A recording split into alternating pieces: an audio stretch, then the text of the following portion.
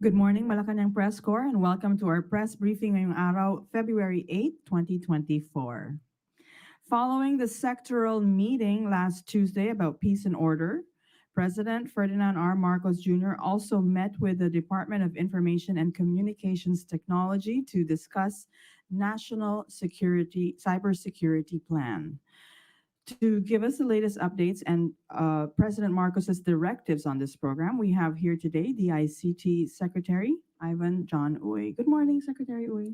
Good morning, Daphne. Let me start. Good morning, everyone.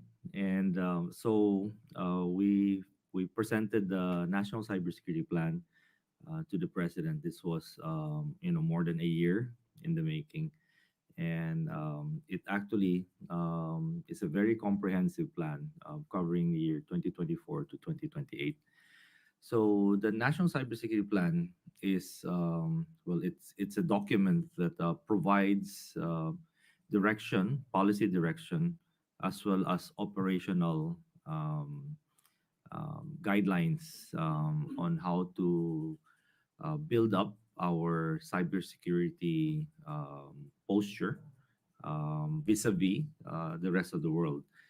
And this document was arrived at in consultation with all the different stakeholders, both in the public, private sector, as well as the academe. Then we also compared it with the cybersecurity plans of all the other countries to see where the thrust has been in terms of addressing the increasing cyber threats. So the plan is comprehensive, and it covers mainly uh, addressing the need to develop good policy in order to ensure a safe uh, cyber landscape for the country. So it also identifies um, cyber assets, infrastructure that's out there that needs to be protected, provides um, how all of the different government agencies, the different sectors, whether it's energy, transportation, finance sector, can come together and address quick responses in case there are any attacks or any attempts, and a good coordination mechanism so that these information are shared. Not only that, we've also incorporated advanced threat assessment so that even before those incidents happen, we're able to uh, obtain information ahead from our international partners. Because, for instance, if let's say an attack happens in a bank in another country, then we have information exchange programs through our computer emergency response teams that can um, share those information so that we can proactively advise our banks here that okay, there has recently been an attack on this particular bank in this particular country, and this was the mode of attack, this was the payload, this was the vector that was used in the attack. And so our banks would be advised ahead of time and prepare for it, because whatever vulnerability has been exploited in that attack would most likely be the same vulnerability that cyber criminals will use in order to penetrate the other banks or other financial institutions. So these are some of the proactive approaches that are included in that plan. Second, which is also very, very important, is our capacity building and upskilling. Today, there are more than 2 million job vacancies for cybersecurity. And this is attributable to the fact that during the pandemic, a lot of brick and mortar businesses have moved online. And because they move online, it was a survival issue with them, because they have to either go online or they go bankrupt, because everybody was locked into their homes, could not come out. So they moved their businesses online. And so there was a huge upsurge in e-commerce, in on online payments, opening up of e-wallets and online bank accounts. So this opened up a very big opportunity for cyber criminals, seeing that okay, there's this shift to online transactions and online commerce. So they were seeing trillions of dollars moving online, and wherever their money is, the cyber criminals are there. So they've seen that and they're exploiting that. So now many of the e-commerce platforms, the e-wallet providers are now catching up and starting to build up their cybersecurity, their in order to protect customers, in order to protect clients, in order to protect the general public from scammers, from phishing, and from many of the other, from ransomware and many other threats. So we are intensifying on a massive scale our training and our capacity building for cybersecurity, for AI, for many of them emerging technologies among our digital workforce. So, um, you know, everybody knows the Philippines is a very young workforce. We're averaging about 24, 25 years old. So this is very ideal because in the next 2 decades, um, the Philippines will be the country that would have one of the biggest and youngest workforce that can address many of the challenges that are faced by first world countries. Their aging population, their lack of manpower in order to meet their economic development. But because of this gap on cybersecurity, we're hoping that by building up capacity on cybersecurity, um, other countries would come and access our talents. So, salaries in the cybersecurity arena is quite good. Uh, uh, in most cases, the salary is higher than any cabinet secretary. So, it's a very lucrative profession, and the hiring is there. It's really a seller's market, and so a lot of large companies are hiring. The cyber criminal organizations are also hiring, and so there's a competition for talents. And Filipinos are known to be digital natives. We love our gadgets, we love our technology, and so I think developing the right skills to address this growing challenge is just correct.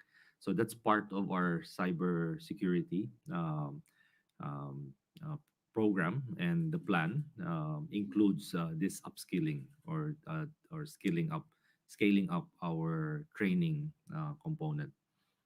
Then, of course, we're also doing more information campaigns to make the public aware of what are the risks involved, what are the different schemes and scams that are out there. For instance, this is February, so we recently just made an public announcement to watch out for love scams, because that's going to be very prevalent now in this month of love. And you know, we landed in the world stage back in 2000 with the "I love you" virus.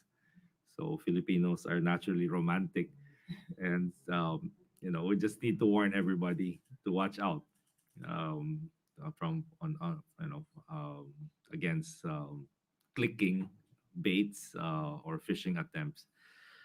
The cyber criminals are becoming very, very innovative, very smart, and they are very adept at using what we call social engineering in order to steal your passwords, to coax you into revealing your online e-wallet accounts and so on.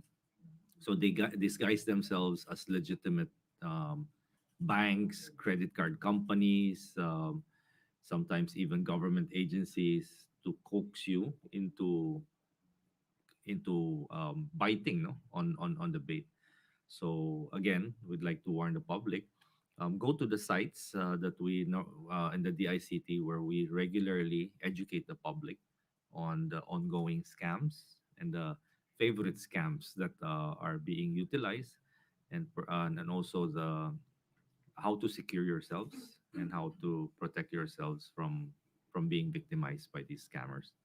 Okay. So I think that somehow summarizes our cybersecurity plan. Thank you very much. Thank you, Secretary Ivan. A question from Raquel Bayan. Good morning, Secretary. Sir, nabanggit din po ba dun sa sectoral meeting yung recent attempt po ng hacking attempt sa OWA and dun sa workspace po ng ilang government offices? Ano po kaya naging directive ni Pangulo Marcos? Well, that has been ongoing.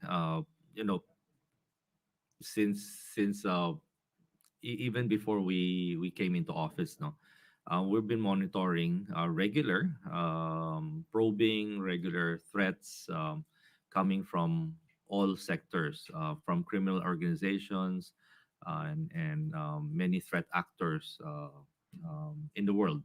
So we take those things very seriously, and we we actually have built up more competencies in detecting early on any of those attempts to hack into not just government systems but also private corporations. There have been some private institutions that were also compromised via ransomware. The most in the government, I think the one that has attracted most attention was the PhilHealth ransomware attack.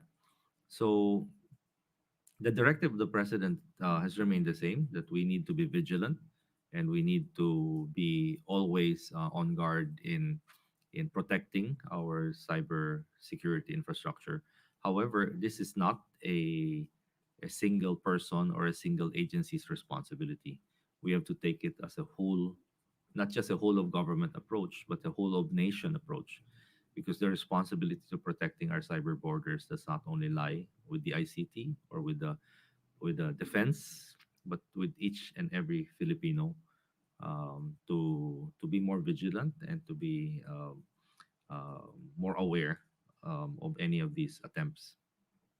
Sir, for clarification lang po, yung mga ganitong hacking attempts po, kahit attempt, nag-fail po sila ng attempt, definitely may nalabag na po ba sila sa batas and we can prosecute Oh, them? definitely. Under the cybercrime law, merong nalabag na batas.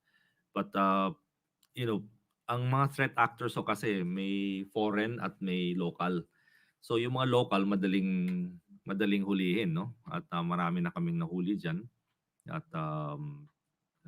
some of them are currently under investigation by the law enforcement agencies or by the Department of Justice for prosecution. Ang challenging are foreign threat actors dahil they reside in outside our jurisdiction, and sometimes they hide behind certain countries that um, may harbor them for their own reasons.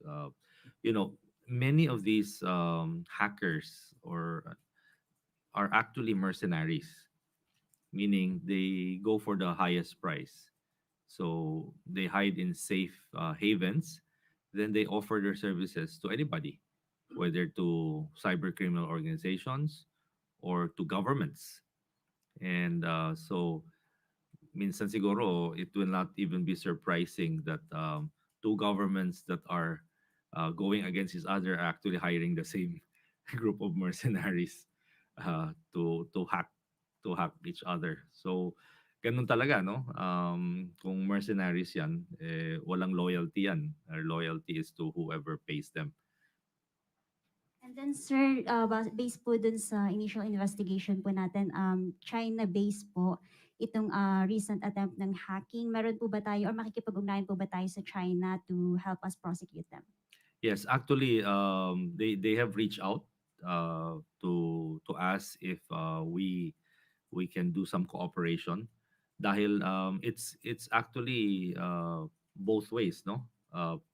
Cooperation has to come, you know, as a mutual activity. So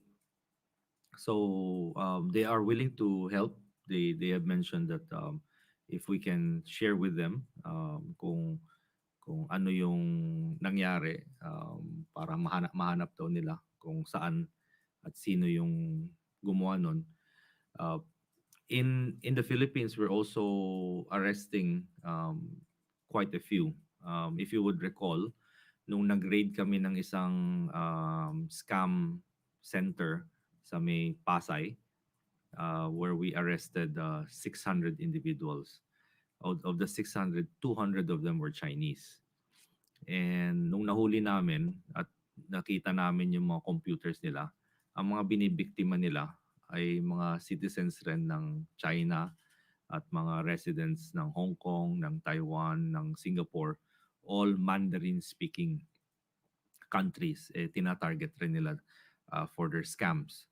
So, ganun, no? So, na-detect, nahuli namin yon at yun rin, no? Gusto rin ng China na once we prosecute these people, eventually, gusto nilang ma-deport rin to their country so they can properly prosecute these people who are attacking their citizens and compromising also their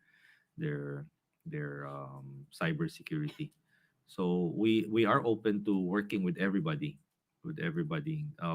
These actors, they everywhere, no? For instance, yung um, yung ransomware attack na nangyari sa PhilHealth, it was using the Medusa ransomware, which is actually based in Russia. So, maraming mga ganitong criminal organizations, mga mercenaries, hackers na nagtatago sa iba-ibang mga bansa at ginagamit ang kanilang mga talento sa masasamang paraan. So, importante po ang coordination among different countries um, to work together and go after these groups. And then sir, lastly from my end, you mentioned kanina yung cyber criminals, mas nagiging innovative na po sila. Sir, should the public be worried? Ano po kaya assurance na ibibigay natin sa publiko? Nako, dapat maging alerto po, no? Alam nyo po, kahit na anong cybersecurity firewall or protection na ilagay natin dyan sa sistema nyo, um, malulusutan rin po yon kung using social engineering, you willingly give up your password, willingly give up your PIN, your phone number, and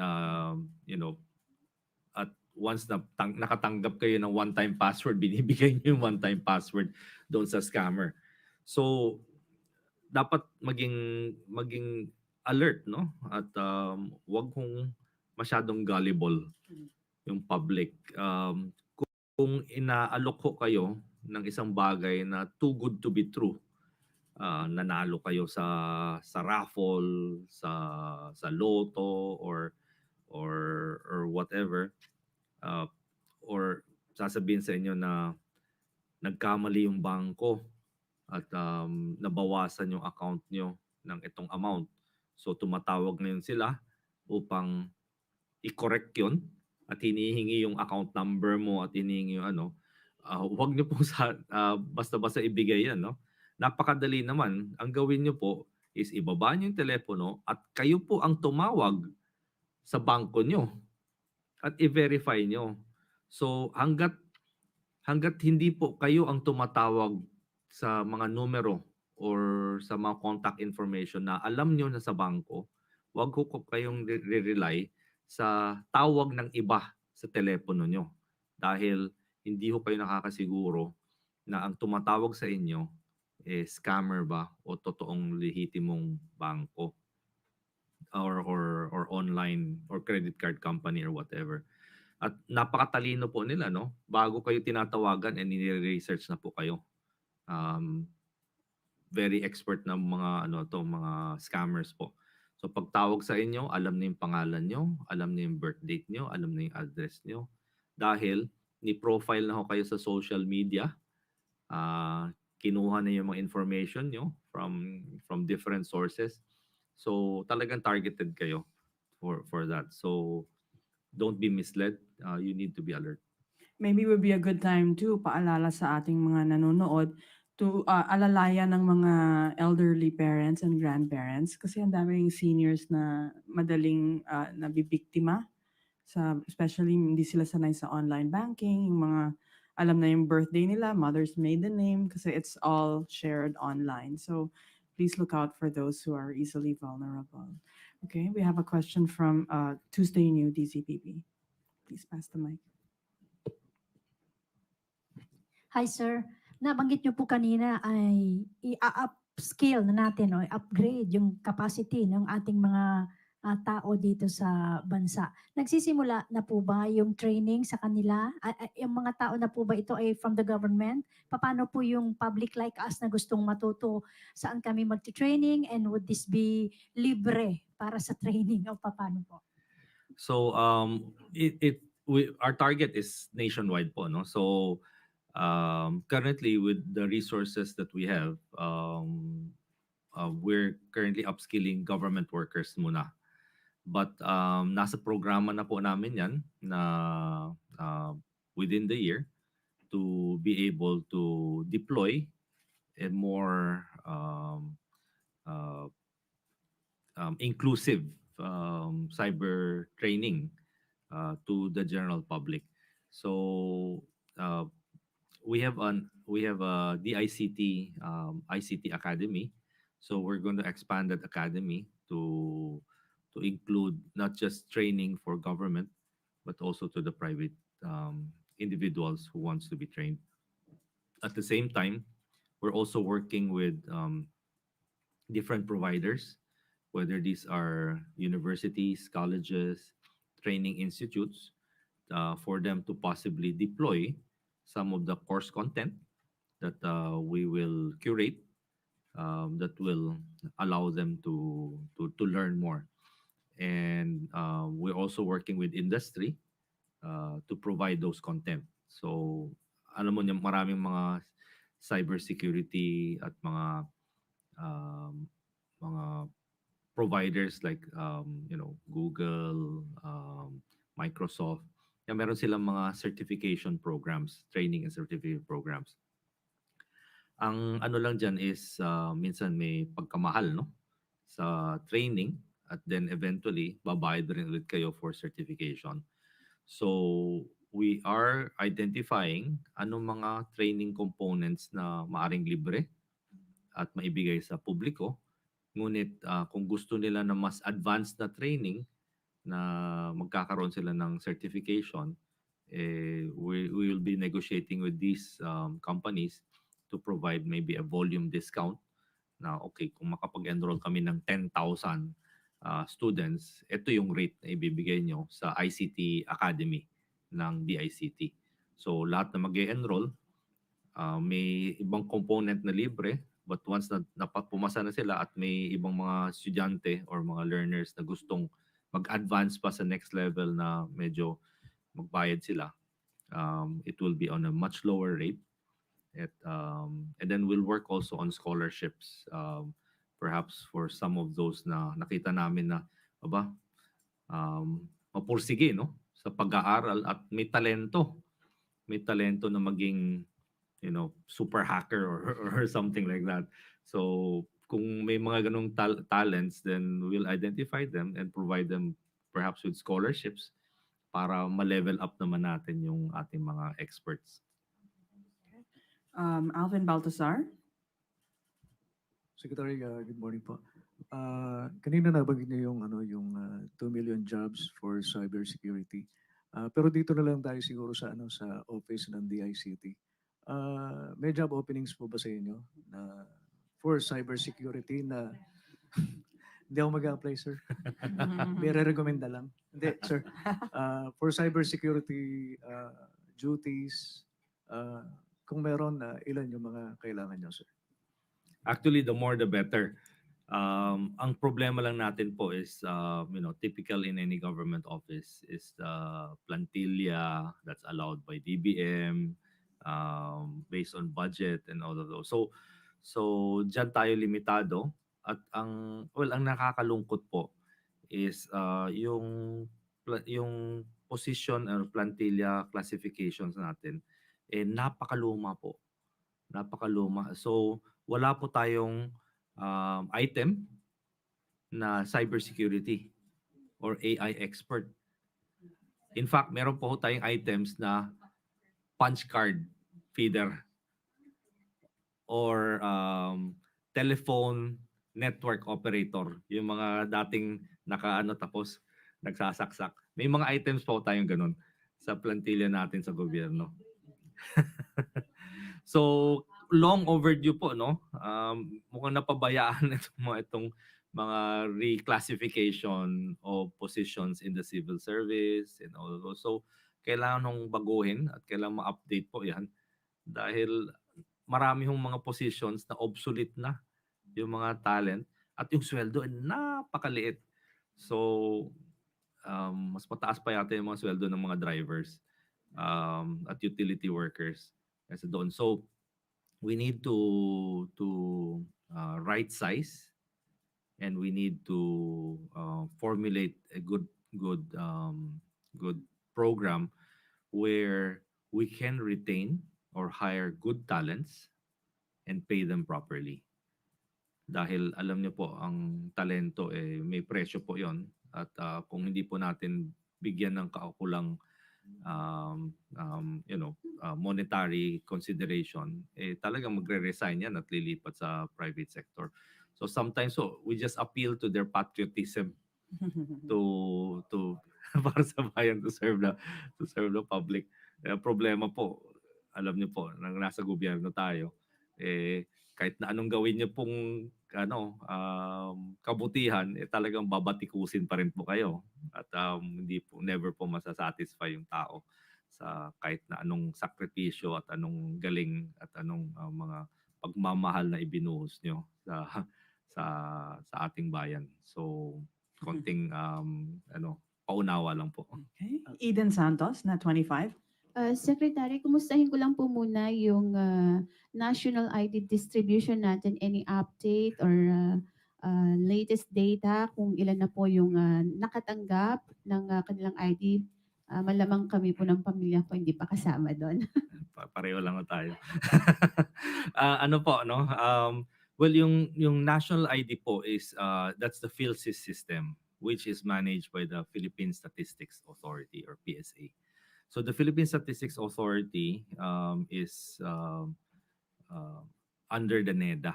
It's not under the DICT.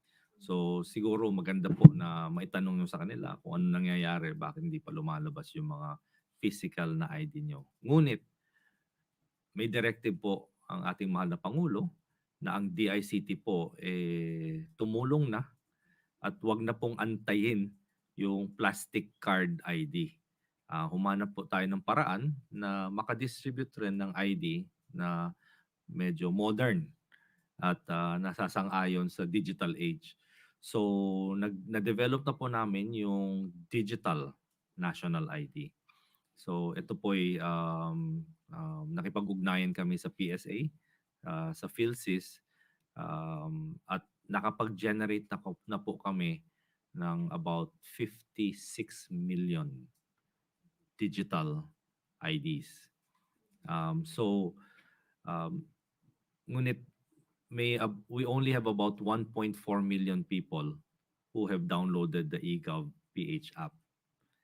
So, yung 1.4 million na yan, sila po ma-access na nila yung national digital ID nila. So, kayo po, kung mag-download na po kayo ng eGov PH app, ma-access nun po yung national digital ID nyo. Kahit na wala pa kayo yung physical card ID, tingnan nyo lang po yun. Kung pag-access nyo po at hindi kayo makapag-connect at wala, ang ibig sabihin po nun, hindi pa naayos ng PSA yung data nyo dahil ang National Digital ID po kumo-connect lang sa database ng PSA kung ano yung mga naiayos na nila na ID, no, na information. So pag-access niyan, lalabas yung digital ID nyo.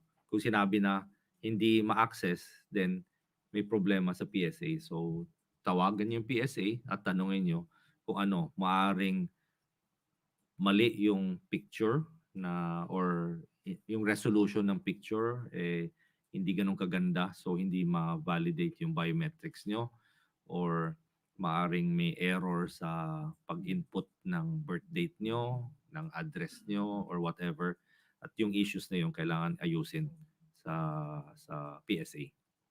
Secretary, ito pong egov.ph.cap ba yun? Tama ba? egov.ph. Okay, .ph. Pumunta lang ako kayo. Huwag ko kayo magkiklik ng any link. Pupunta lang ho kayo sa Apple Store or sa Google Play. At doon ho kayo magda-download. Kung makatanggap po kayo ng text na mag-download ng eGov PH app at may link doon, scammer ho yun. Dahil hindi po kami nagpapadala ng link. Sasabihin lang namin, pag text namin sa inyo, sasabihin lang namin, download the eGov PH app, go to your Apple Store, go to your Google Play. We do not put that link. Yung mga links na yan yung mga pinaka-paboritong tool ng mga scammers. No? Pag-click nyo yung link, dadalhin kayo sa website nila at mukhang lehitimong website at doon kukunin lahat ng mga information. So yun po sana yung follow-up question ko, no? Kung prone din ba sa hacking, sa cyber attack itong app po na ito? And ano po yung ginagawa ng DICT para po ma-prevent na ma-scam din yung ating mga kababayan na gagamitin itong digital app na ito para sa kanilang national ID? So, so long as you go to Apple or Google to download it, dumaan na po yun yung dalawang kumpanya na i-check nila na lehitimo ang app na yan at marami pong mga requirements no bago pwedeng ilagay yung app na downloadable doon. So you're assured that it's a legitimate app. And once you download it, ano po no, we have put that app into a lot of testing. So we've actually even hired professional hackers to hack and even put up rewards. Whoever is successful, we're gonna give them a reward. So far, wala pa naman, no? Okay. Eh, Mhm. for Hack for Gov, tawag namin yung Hack for Gov. So they inform us, they register with us, and they will say, okay, then we can hire them, and they will do the hacking. So uh, the app has gone through a lot, not just locally, no, pati mga international cybersecurity organizations that do vulnerability assessment and testing, penetration testing. So marami na pong iterations. Ang medyo wala po kaming full control yung mga sites where the app is linked to. Kasi yung app hindi po yan yung repository ng mga data nyo. Yung bawat ahensya ng gobyerno, nandoon pa rin yung repository ng data. This app only verifies your identity na kayo po ay tunay at hindi peke. At once na na-verify ng app yan, i-connect kayo sa database nung ahensya. Whether it's GSIS, SSS, BIR, NBI, DFA, or whatever government agency. So kung yung ahensya ng gobyerno na may hawak ng database na yan, medyo mahina yung cybersecurity, then maaring doon ma-compromise. But it will not be through the app. It will be through other means. Okay. So Okay. the app merely just links them. Sorry, Thank sir. you. We have time for a few more questions. We have Ivan Marina, sorry, GMA. Secretary, hingi lang ako ng details sa sinabi ninyo nag-reach out ang China dun sa recent incident na may attempts to hack I think Government it's sites. government sites including that of the OWA. president, OWA, the Philippine Coast Guard. Does that rule out the suspicion that this has anything to do with the South China Sea conflict dispute? Well, that's not for us to come out with that conclusion yet. No, it's too early. But anything is possible. So we just need to, I think, currently take it as face value, and see how things develop.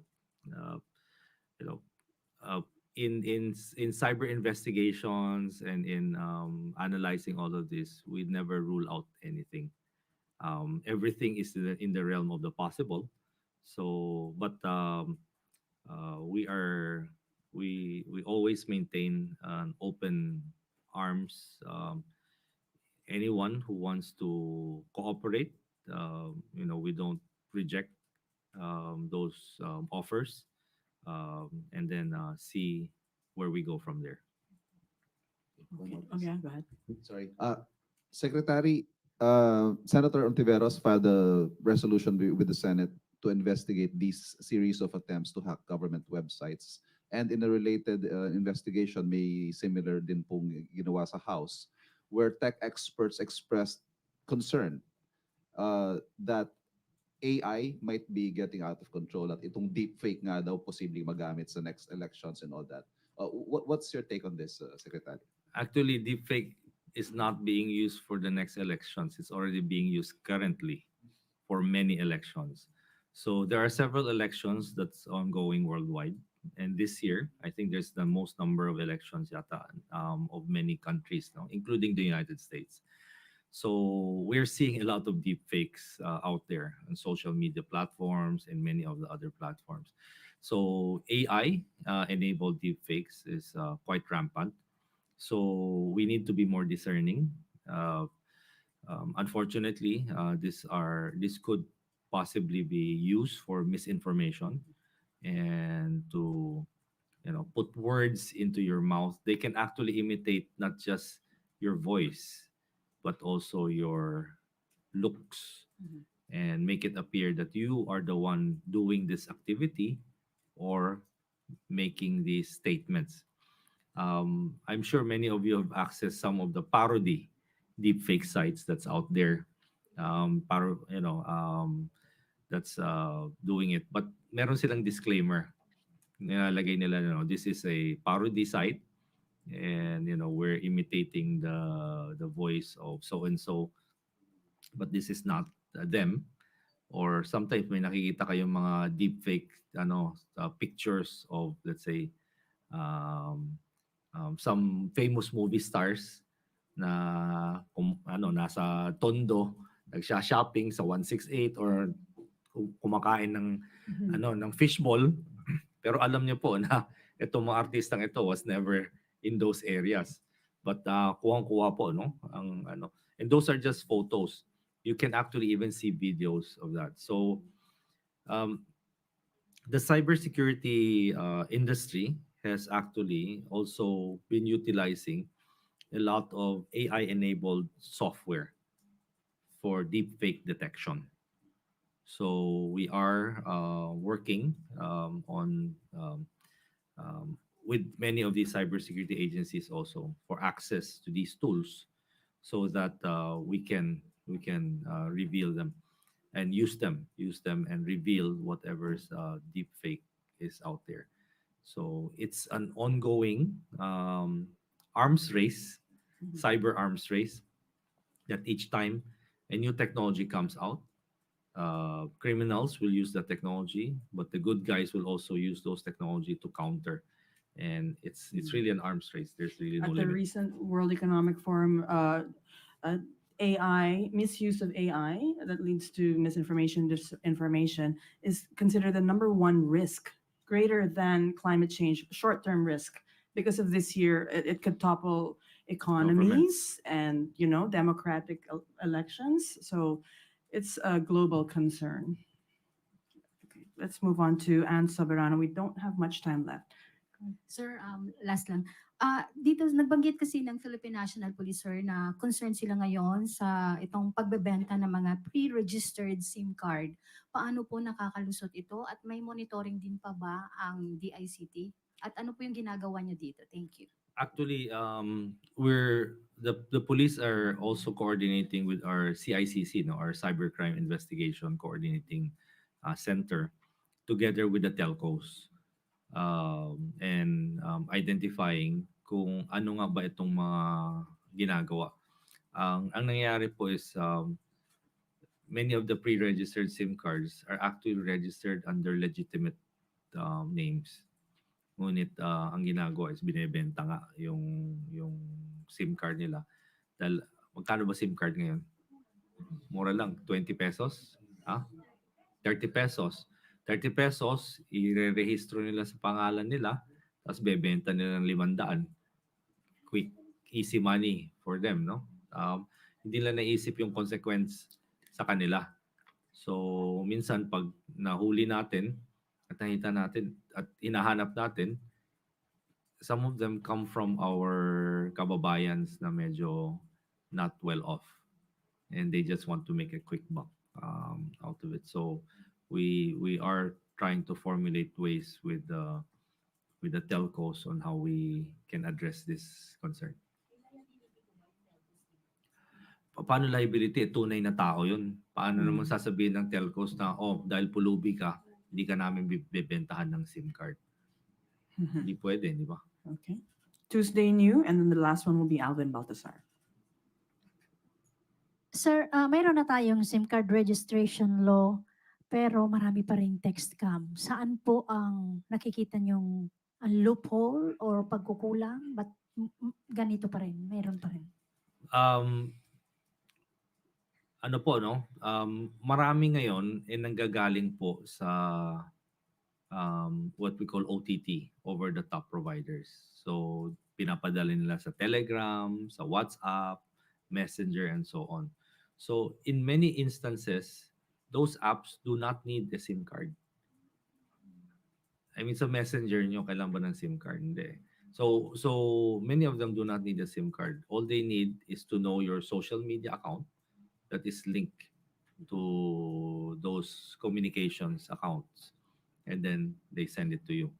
So, on the other hand, yung mga gumagamit ng SIM cards, yung mga nahuhuli ho namin ng mga sindikato dito sa Pilipinas, gumagamit to sila ng tinatawag na mga text blasters, no? Malalaking machine yan na sinasaksak lahat at pinapadala.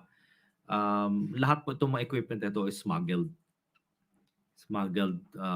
from other countries. Nauso po yan nung mga eleksyon dahil maraming mga kandidato bumibili po niyan para makapagkampanya. So nakakalat po marami niyan. So NTC together with law enforcement are going after many of these equipment that are unregistered, that are smuggled in, and confiscating them. But we need to work with the Bureau of Customs to find out paano nakakapasok yung mga equipment na yan. And we need to work with local governments and candidates na for them to surrender those unlicensed and unregistered equipment. Good luck to that. Okay. Okay. Alvin Baltasar for the Alvin. last question. Thank you. Secretary, sorry, pero babalikan ko lang kanina yung sa plantilla positions supposed to be para sa office nyo for cybersecurity officers. Sec, may coordination na po kayo dito sa civil service. At saka kung sakaling hingin kayo ng rekomendasyon ng civil service, magkano yung i-recommend yung starting salary ng cybersecurity officer para mahikayat natin sila? Yung sa salary medyo tricky po 'yon. Ngunit as we speak po, no? As we speak, may workshop ngayon ang DBM together with the different government agencies on right sizing the government. So in that forum, that workshop, I think it will be a good opportunity to raise some of the antiquated positions that we have that are no longer relevant, that are still in government, and address the gap wherein we need new position classifications in order to meet the new challenges and the new demands of government service. Okay. Thank you. On that note, this concludes our press briefing this morning. Thank you so much to Secretary Ivan Uy and maraming salamat Malacanang Press Corps. Good afternoon.